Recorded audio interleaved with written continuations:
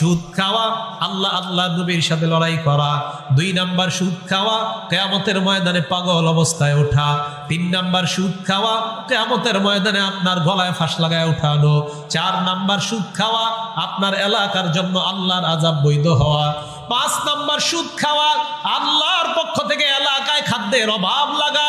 6 number সুদ খাওয়া, মানে আপনার পেটটা বিশাল বড় বাড়ির মতো পেটের মধ্যে সাপ দেখা যাওয়া। 7 নাম্বার সুদ খাওয়া, আপন মায়ের সাথে ব্যভিচার করা। 8 নাম্বার সুদ খাওয়া মানে হলো দুনিয়া ধ্বংস, আখিরাত ধ্বংস করা। 9 নাম্বার সুদ খাওয়া, কিয়ামত পর্যন্ত রক্তের নদীর মধ্যে সাঁতার কাটা। 10 নাম্বার সুদ খাওয়া, আল্লাহ নবীর অভিশাপ আপনার উপর চলতে থাকা। 11 নাম্বার সুদ খাওয়া, সামান্য পরিমাণ 36 বার জিনার চাইতে বড় অপরাধ করা।